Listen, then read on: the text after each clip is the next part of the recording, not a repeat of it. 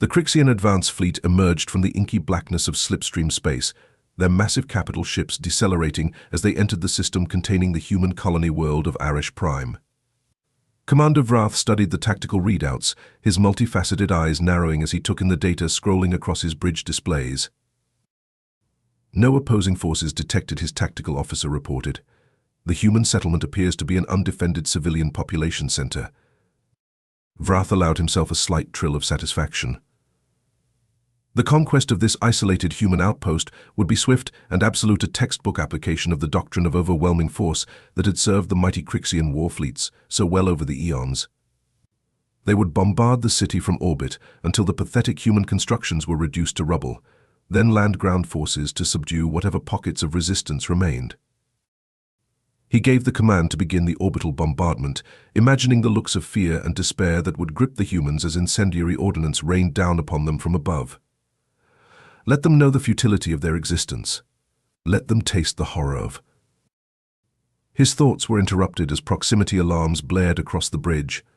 New contacts had appeared, closing fast on an attack vector. Missiles, hundreds of them, streaking in from the periphery of the system. But where? Incoming ordnance, his tactical officer shouted over the cacophony of klaxons.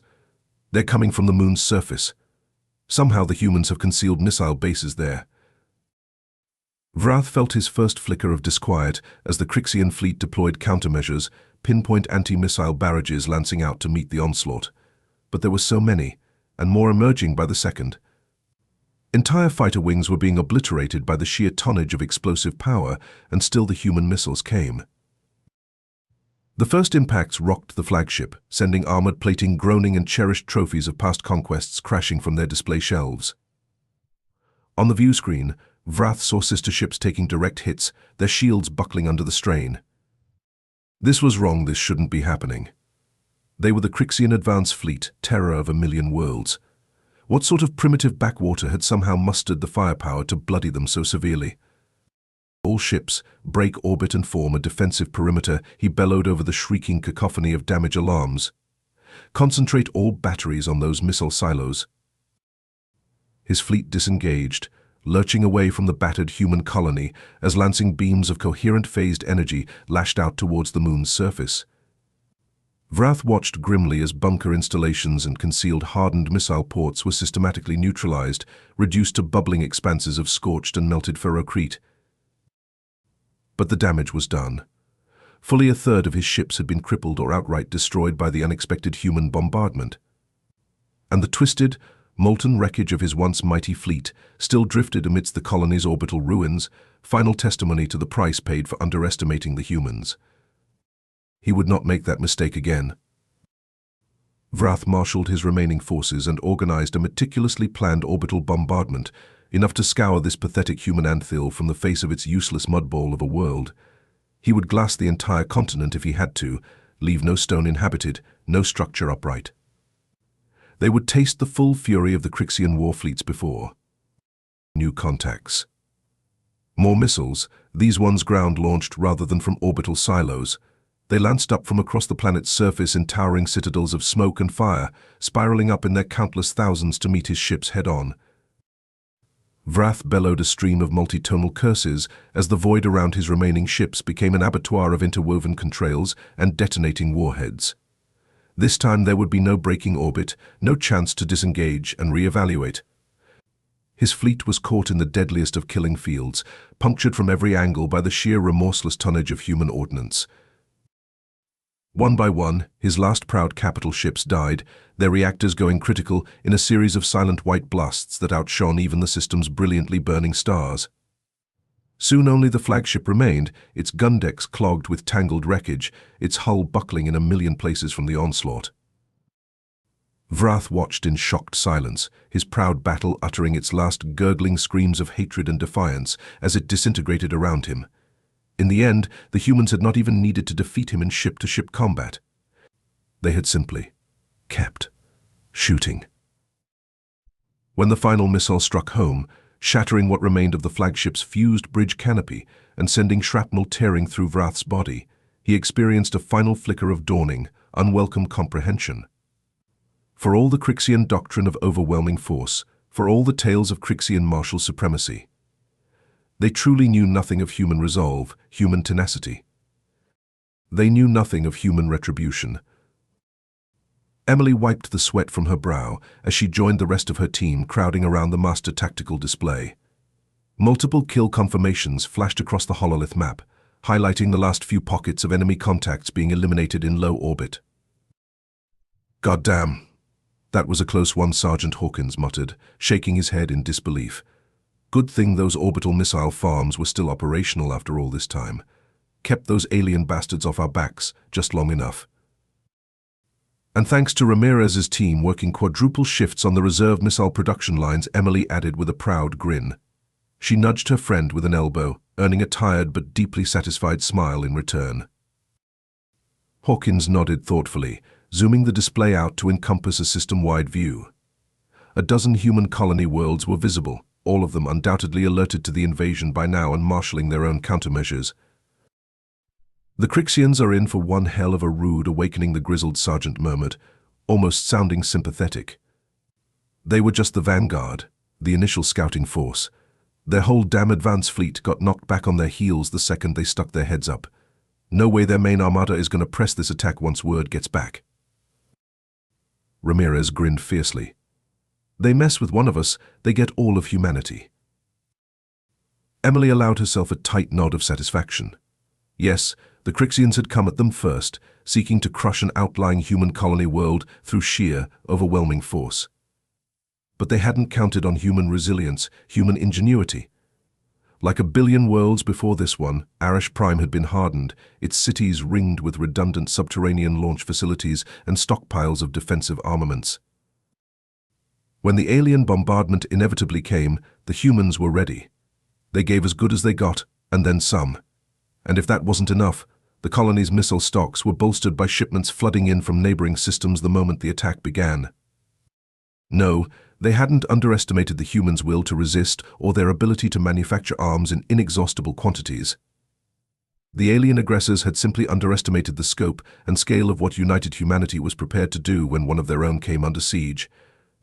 No quarter asked, no quarter given.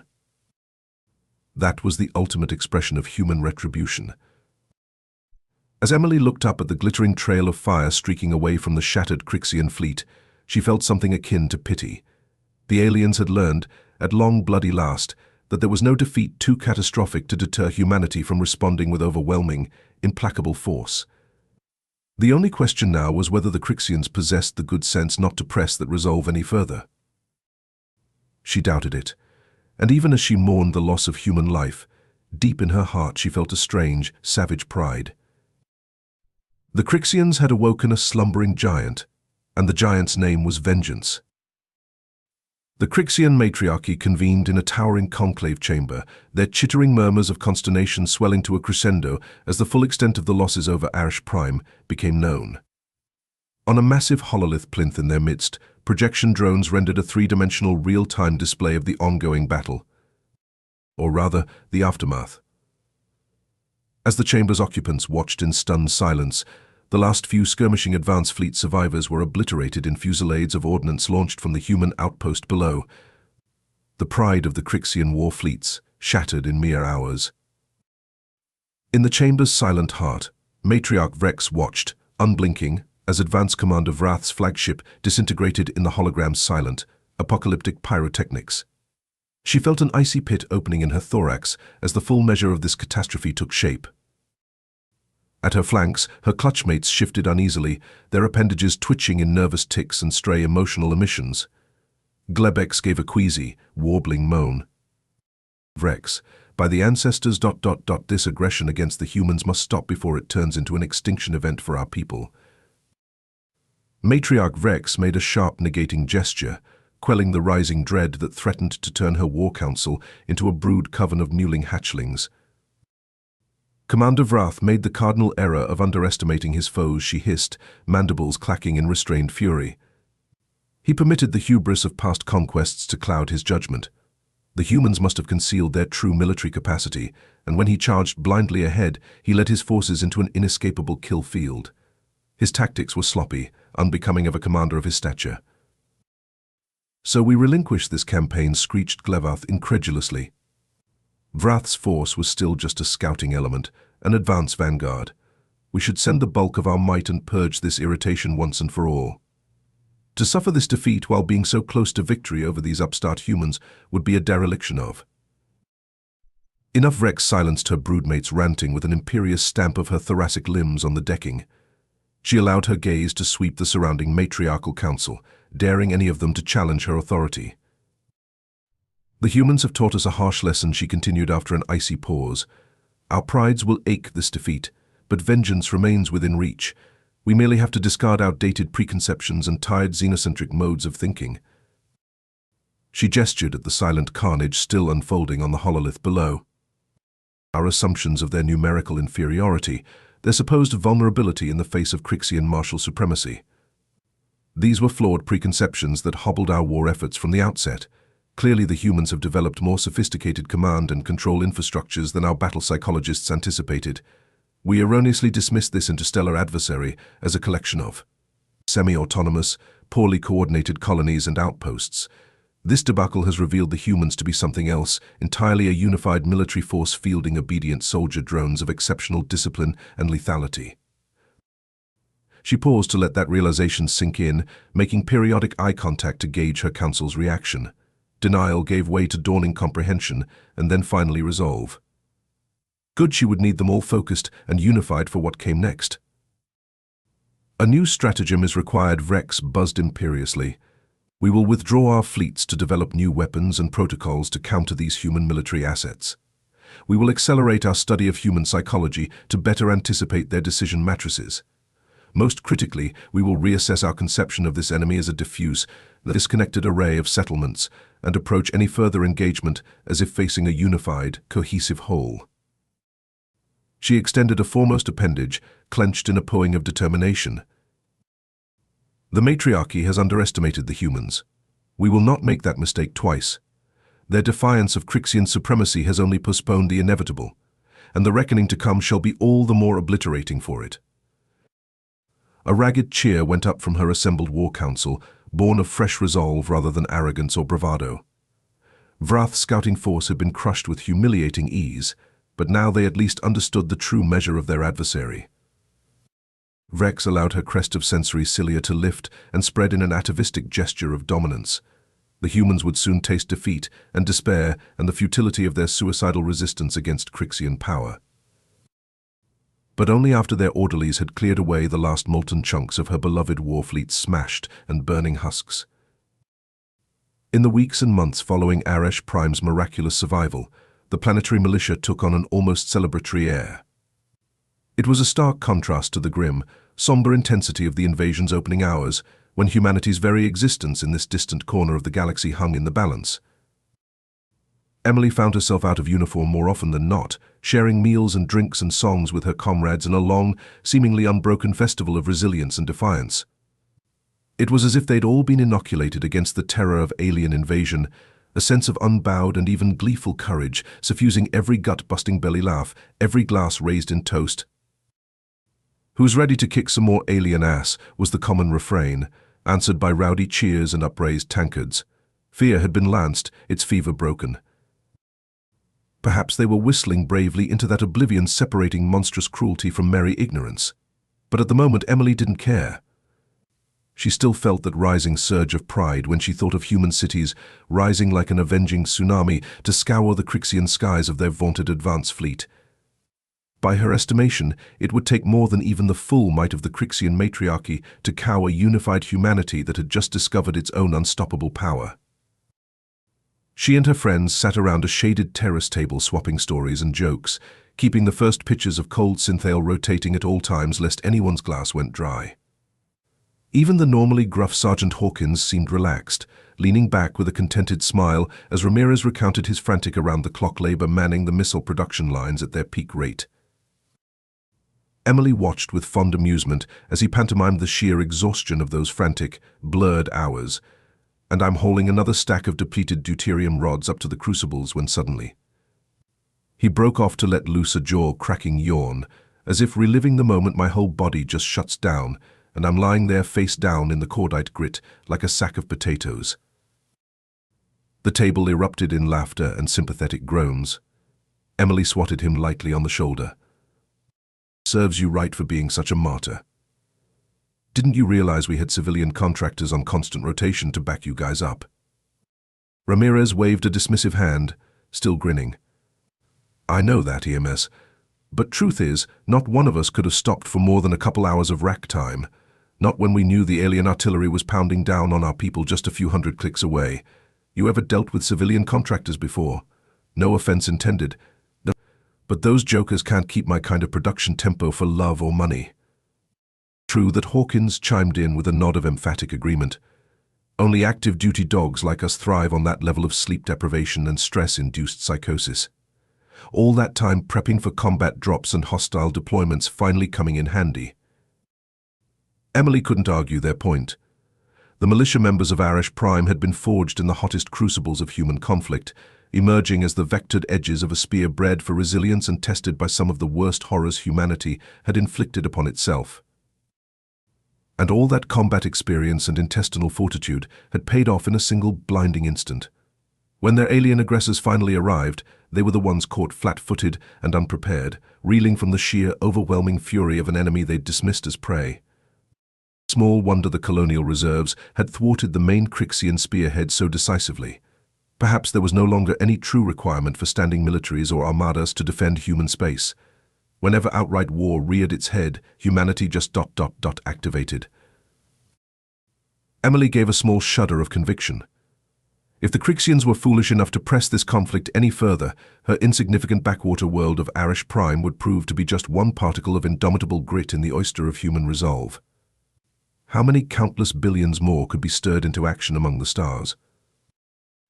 Emily sipped her drink thoughtfully, pushing such heady imaginings aside as premature. Let the aliens make the next move, whatever their grand strategy entailed. For now, Arish Prime and its people would bask in the warm glow of deliverance achieved through sheer determination and courage. The Festival of Defiance lasted for months, until the first grim tidings began filtering in from the outer system. Apparently, the Crixian response was underway, whatever form it would ultimately take.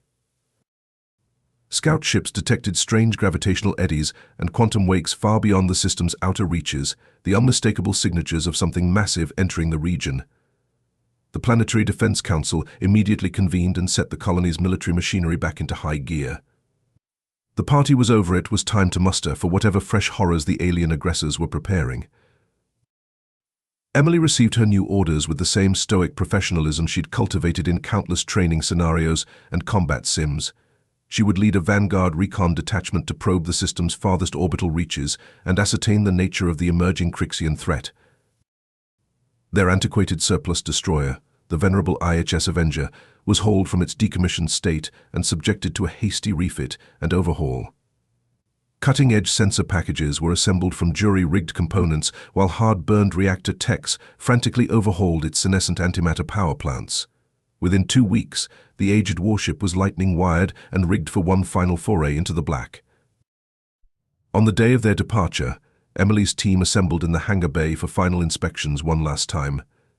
There were no speeches or rousing calls to valor, just a few silent moments spent regarding each other's drawn faces and steely resolution.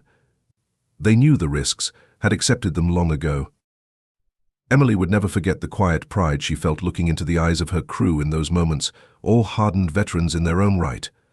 Ramirez gave her a crisp salute, a look of eager determination etched into his dark features. She nodded curtly in response before turning on her heel and striding up the boarding ramp without a backwards glance.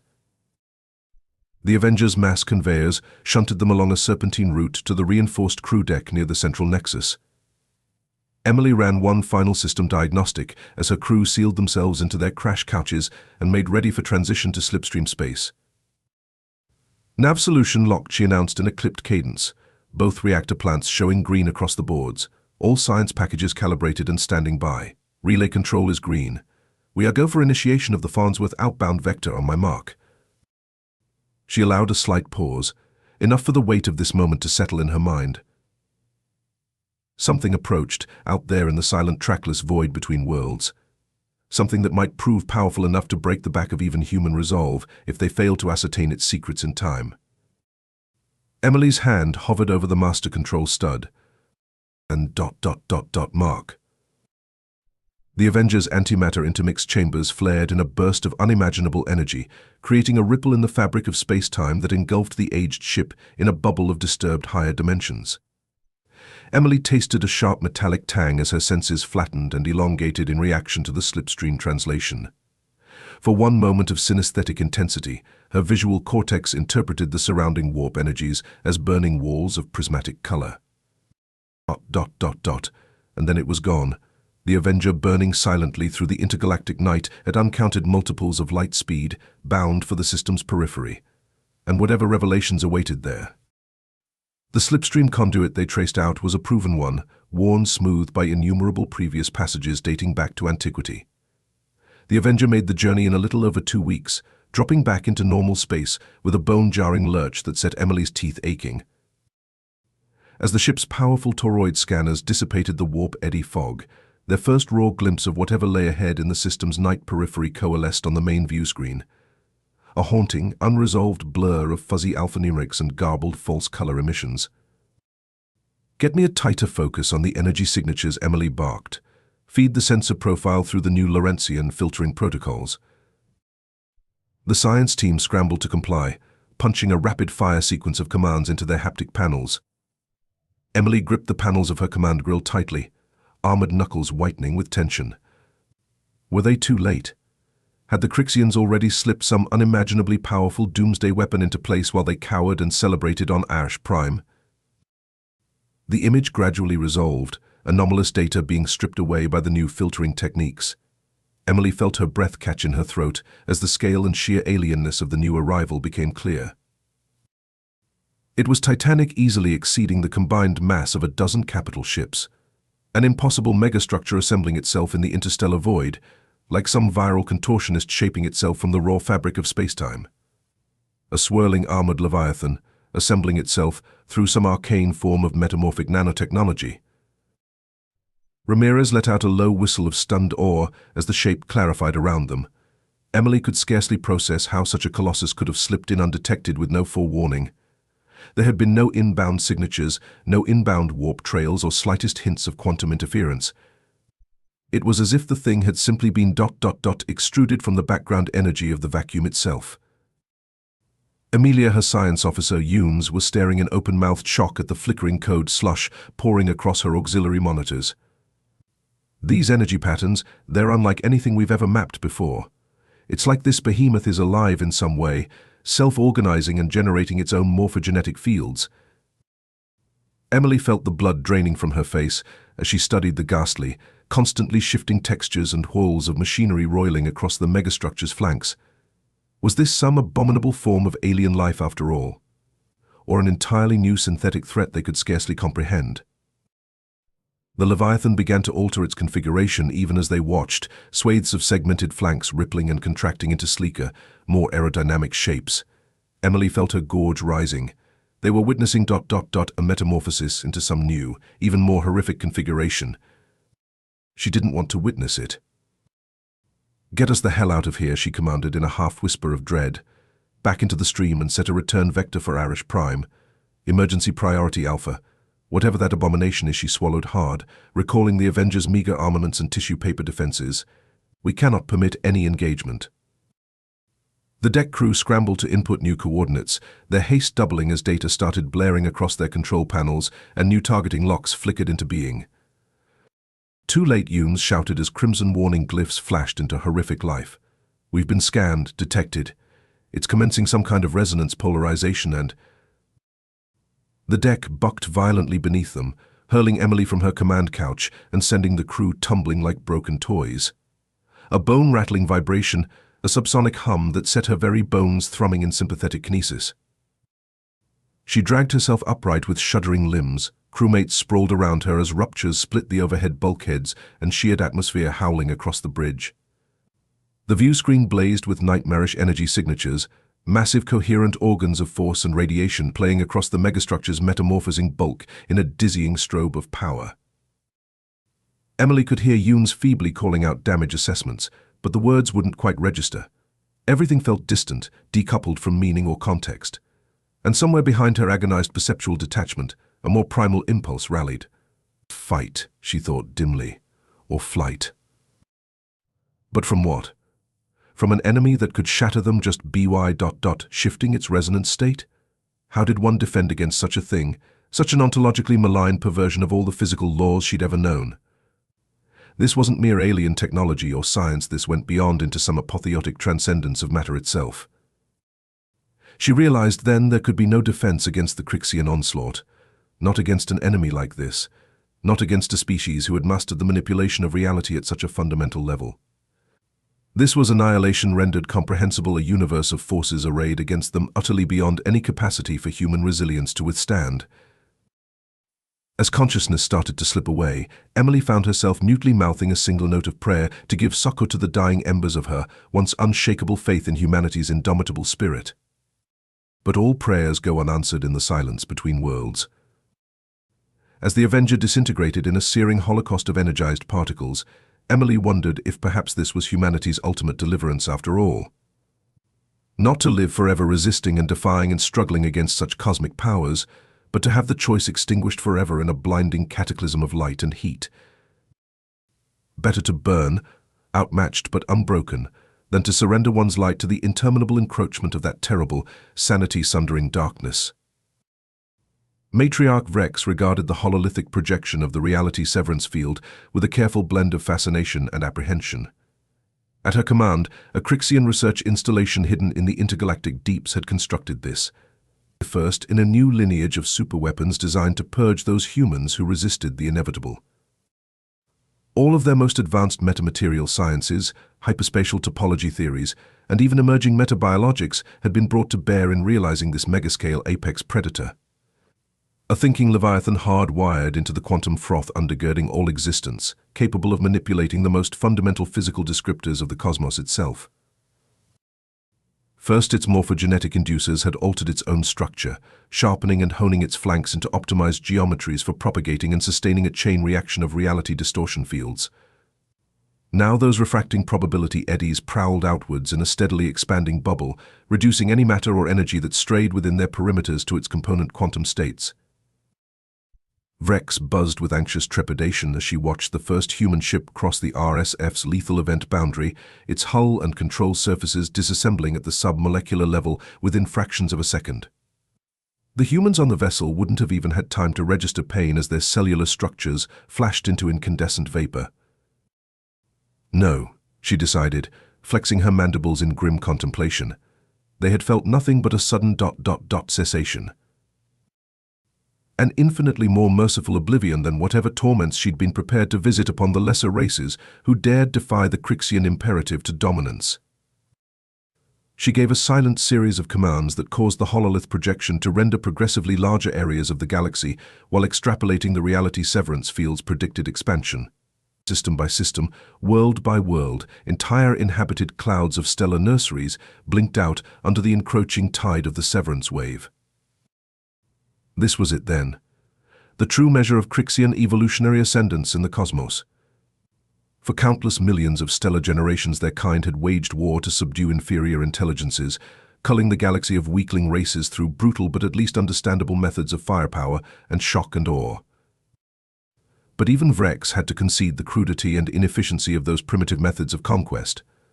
Why expend such effort debasing one's self to the level of these ill-bred fodder creatures? Destruction was still conflict, and conflict an invitation to resistance. Best to simply withdraw and let the galaxy sort itself out. The RSF was merely the prelude, the first taste. The Crixian metamaterial sciences were still only in their infancy. Soon they would deploy true mastery of the quantum vacuum, rippling the very metrics of space-time to excise threats without even the barest necessity for conventional warfare or planetary invasion. Vrex settled into a state of contented calmness as her battle trance took her, the screams of a quadrillion souls being unmade by the cold mathematics of higher dimensional displacement no longer even registered. Let those who would deny the reality of their own obsolescence find their catharsis in silence. After all, she mused, feeling the weight of eons shed from her carapace, such silence was the only true evolutionary destiny for all things. Only the blessed release of nigentropy remained at the end of all violence and striving. Vrex welcomed it as the ultimate culmination of Crixian supremacy over a flawed, entropic realm far beneath their exalted comprehension. One by one, the petty civilizations making up the galactic tumor would cauterize away until only the clarifying perfection of the void remained. The humans of Arish Prime sat paralyzed, numb with shock as the telemetry data flooded in across their tactical channels.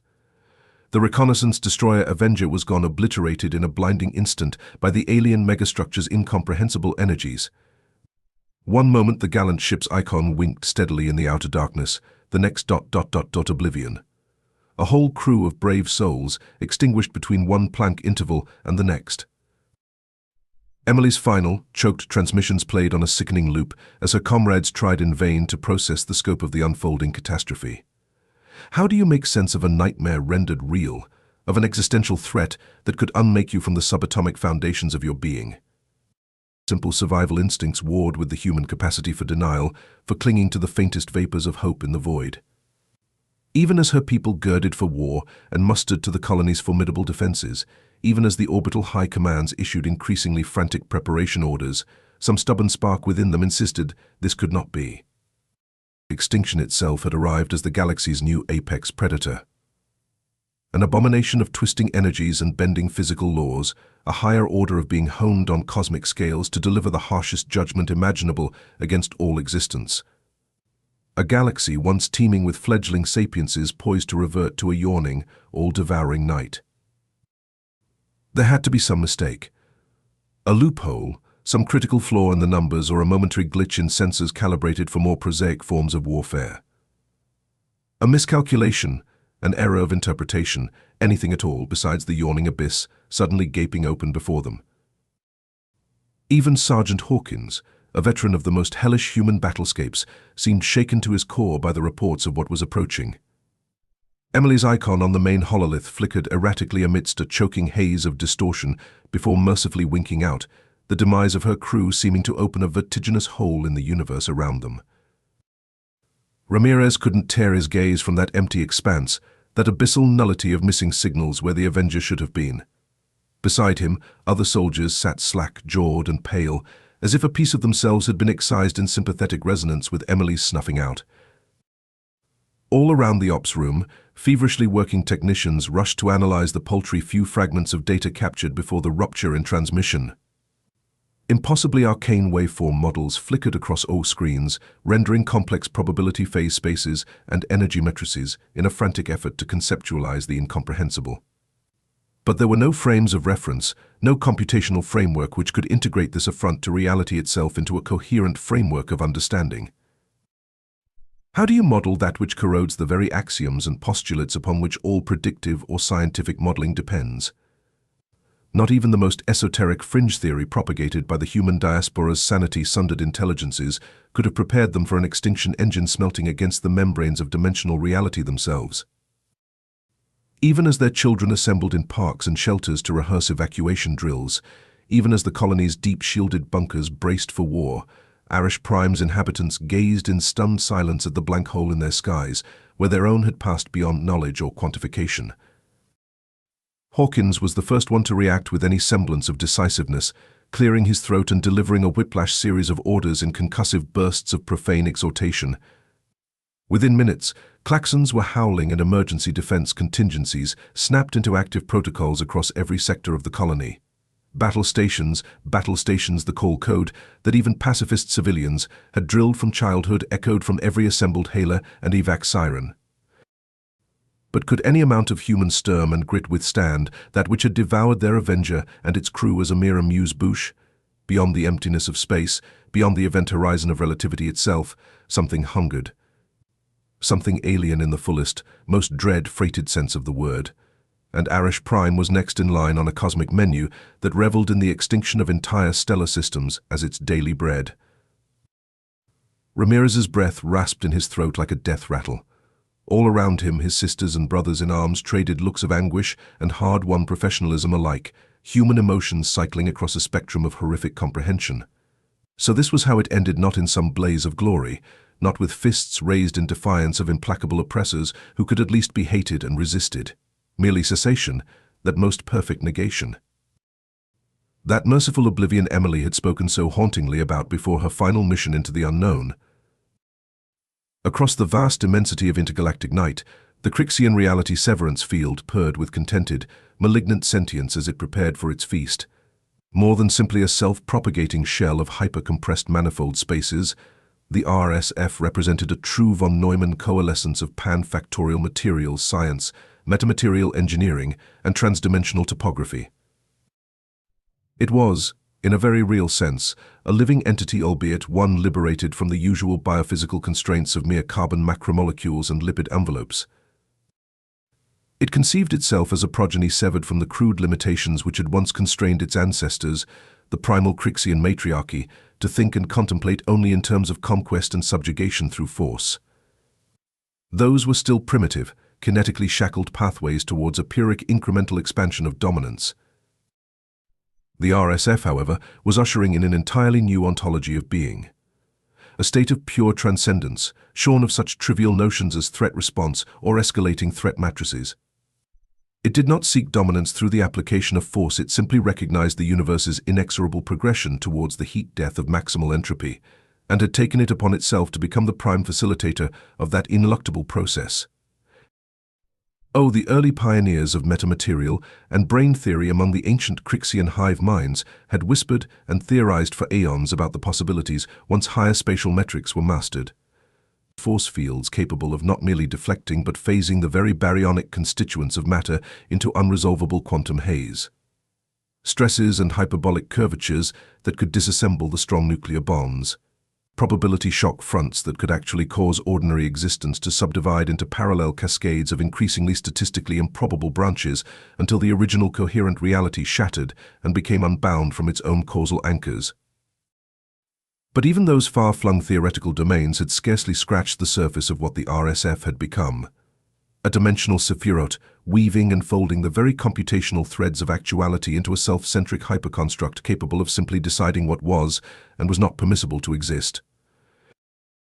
Just a few short stellar lifetimes ago, the Crixian hives had stood on the precipice of mastering metamaterials and self-guiding geometronic manifolds, standing wave drivers that could superpose arbitrary de Broglie states in harmonically resonating systems.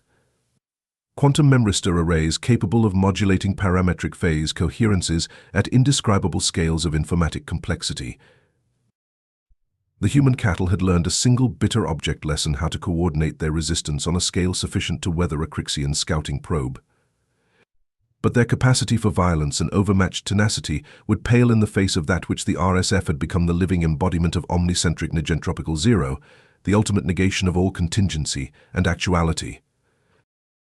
It had been awakened to its full potential by the failures at Arish Prime. That defiance, that temporary blossoming of insignificant resistance against the ruling tendencies of nature herself, was a cosmological offense that the RSF had been sparked into being to rectify and correct. And beginning with this human speck of dishevelment, it would spread across the void like a conquering flame of higher dimensionality, smelting and subtracting away all obstructions to a perfect, unblemished void in its wake. The humans had not realized it yet, but their desperate, futile gestures at battle stations and countermeasures were only hastening their erasure from the very probabilistic matrices that undergirded the quantum vacuum. For in every outward-flowing oscillation of hyperbolic metricizing, the RSF annihilated quantum coherences and unstitched the very computational fabric of causality itself within its spheres of influence. There could be no fighting this, no matter how much the humans rallied and matched and expended their pointless munitions. They were already negated, rendered moot before they even knew to fear the obliteration of all they were and all they would ever be. As the wave pushed outwards, ever outwards, the only victory condition that remained for any sapient life was to defy deterministic existence itself. For all other roads led to perfect entropic subtraction. Nothing but night and the blessed stillness of the void remained. The colonists of Arish Prime scrambled in what rapidly devolved from orderly emergency preparation to inchoate panic. Self-preservation instincts drove crowds into churning stampedes that overwhelmed security perimeters and trampled all too many slow or elderly in their path. Hysteria swept through once serene residential habitats like a bushfire of madness, sparking outbreaks of looting, rioting, and desperate, short-sighted reprisals that only hastened the precipitous slide into chaos. Hardened militia and emergency response teams soon found themselves battling not just a cosmological doomsday event, but a full-blown societal meltdown as the horrifying ramifications of extinguishment fully registered. No orders from on high could contain that soul-shriveling nihilism, that fear of being erased not just from existence but from every potential state of ever having existed at all. Sergeant Hawkins roared hoarsely into the flickering TACCOM channels, his voice nearly drowned out by the ambient din of panicked crowds, screaming civilians, and the occasional localized explosion. This is it, people. The big one, the day the freaking Fire Nation attacked. Any unit with a straight line on projected hostile vector pattern is tally engaged and cleared to expend full ordnance packages. We are weapons-free, people. Do whatever it takes to give our eggheads some time to analyze this clusterfuck and come up with some kind of a Hail Mary. He punctuated his tirade by triggering his own sidearm, the explosive crack of the hypersonic rounds shockwaving through a nearby mob and briefly quelling the violence as a ripple of fear won out over mindless anarchy. Hawkins was already pitching forward in a combat run, aspects of his body seeming to split apart into blurred vectors of accelerated distortion as his powered armor cycled to full augmentation. Marines. Assemble on me and form a cordon around the scientific repository. Hold that perimeter at all costs. Am I being fucking clear? We die today if we have to, but those eggheads get to live. They knew little concrete information about the nature of the threat bearing down on them from the deep void. But Sergeant Hawkins knew all too well that human tenacity, hell, human existence itself now depended entirely on the bleeding-edge intellects and theoretical savants cloistered in the scientific repository. If anyone had a chance of averting the incomprehensible oblivion that had swallowed the Avenger, it was them. And so Hawkins and his team would become their shield, their bulwark against the tides of mindless fear and nihilism washing over Arish Prime. They would fight and die to secure those precious hours or days that the theorists needed to conceive of something, anything, to fight back with. As he led the charge, fending off panicked hordes and would-be looters with disciplined arcs of suppressing fire, some deep part of him knew they were brawling against not just physical threats, but the very momentum of the cosmos itself. For if the alien menace couldn't be derailed or repelled, it would devour everything reality, meaning existence in any form. Could the human mind, that preeminent adaptation for modeling meaning and context, withstand having its own fundamental precepts of observation inverted and negated at such deep conceptual levels? Some nameless dread gnawed at Hawkins as he fought, a sense of something being methodically revoked, some cosmic utility or inevitability coming due for payment at long last, a cancellation of meaning itself as some higher mathematical logic reduced the entire universe to nothing. The death of the very possibility of coherence or significance. What madness could hope to pit itself against such a remorseless force? He steeled his mind away from such unhelpful nihilistic meanderings. Their only chance, slim as it was, depended on the eggheads. His job was to secure their sanctuary at any cost. But even as his rallying cry inspired a surge of fresh, stubborn resistance, Hawkins couldn't shake the cold suspicion that this was it. The ultimate, diamond-cutting endgame that would irreparably shatter the human disposition towards clinging to existence like a bad gambler clutching his dwindling pile of chips. Whatever churning minds and hypercomputer augments whirred within the scientific repository would be the last flickering embers of intelligence to grapple with pure nothingness itself, if even they could hope to avert a cosmological sublimation into the abyss. If not, better to die on one's feet like a free sapient being than to endure the infinite sadness of never having mattered at all. That, at least, was a final defiance that the sergeant could cling to until the merciful end.